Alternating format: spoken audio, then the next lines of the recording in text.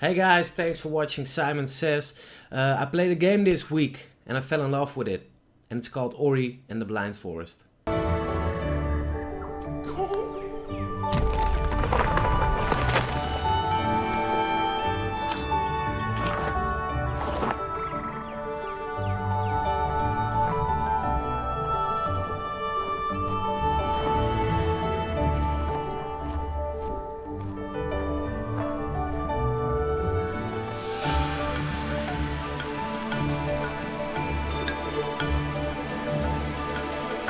So Ori and the Blind Forest is the first game by Moon Studios. They made this game in collaboration with Microsoft Studios. And I gotta say, the first minute I played this game, I fell in love with it. Like completely, utterly head over heels in love on presentation alone. It just looks so incredibly stunning, and you can almost feel the I don't know, the fantasy oozing out of it. The characters as well, the way they move, the way they interact with each other without talking. You can like hear their thoughts, feel their feelings, and I don't know, the entire game just has this sort of whimsical charm about it that makes it feel like a boyhood fantasy book brought to life on an interactive canvas.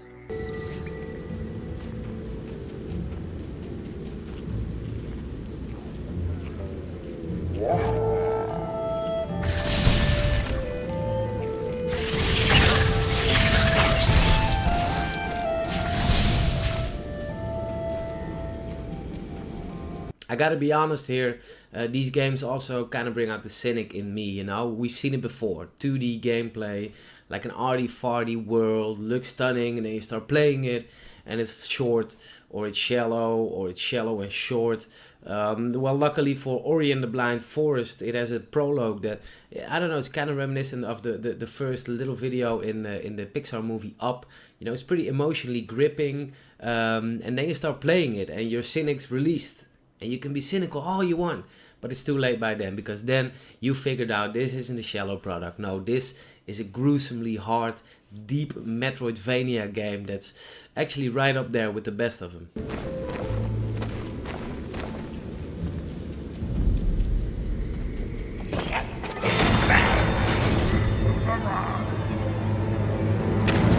Ori and the Blind Forest has all the classic workings of the genre.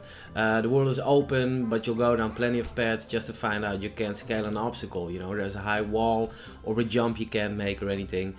Go down the right paths and you'll find out there's abilities to be found to make Ori do a double jump, or you can teach him to climb walls or do ground stomps, that kind of stuff. You know, we've seen it before in Metroid games, in Castlevania games, you name it.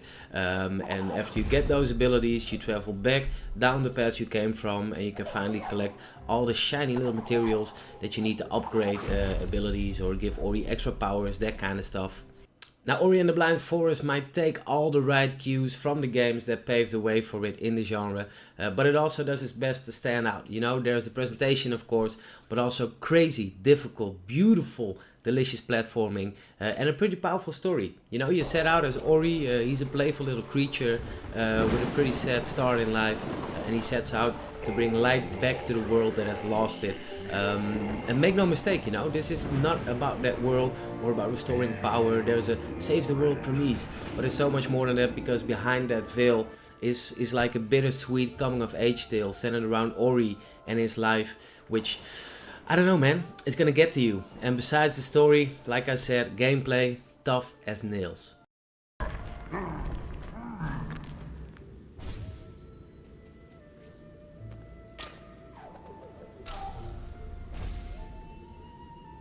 As you traverse this world, you might think, well, with every new ability I get, shit just might get a little easier. I'm here to tell you it doesn't, and the developers just use new abilities as an excuse to throw more and more difficult shit your way.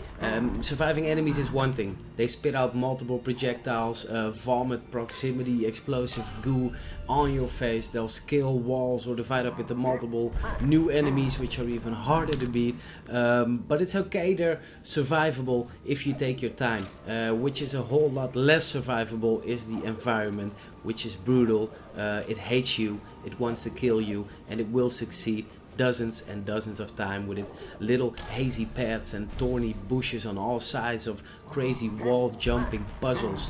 Luckily, Ori handles near perfect. Every inch you move the little guy, every jump you make, every step you take, every breath you take, trust me, you're in complete control of the main character. And I can't stress enough how important it is for a platforming game with this high difficulty to be in complete control of the main character, which is exactly the case in Ori and the Blind Forest. Also making this a hard game in a fun way and not in a frustratingly difficult way. There's also a pretty clever save mechanic in which you use crystals to place checkpoints or save points wherever you want. You don't have unlimited crystals, but they don't come in short supply either, creating a pretty good balance between keeping up the challenge and not having to redo everything all over again every 10 minutes.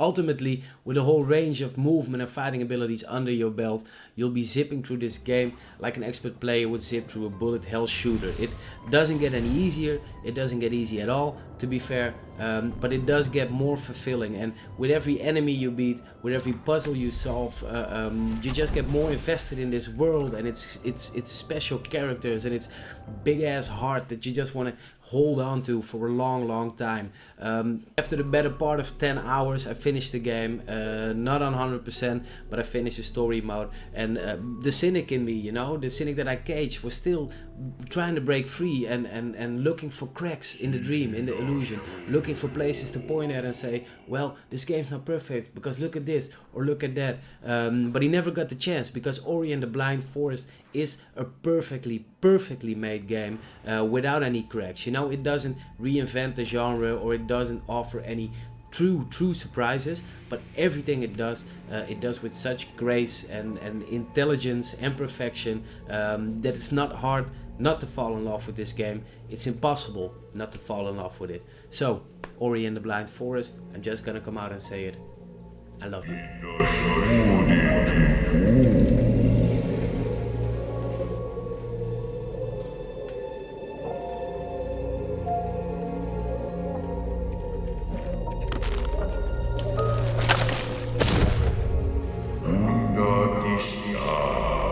I want to thank you guys for watching Simon Says. Thank you very much. Next week we're going to visit a game studio with a very special game that hasn't been announced yet. So stay tuned for that. And if you really want to stay tuned, subscribe over here or here. I don't know. Just press one of these buttons. Thanks guys.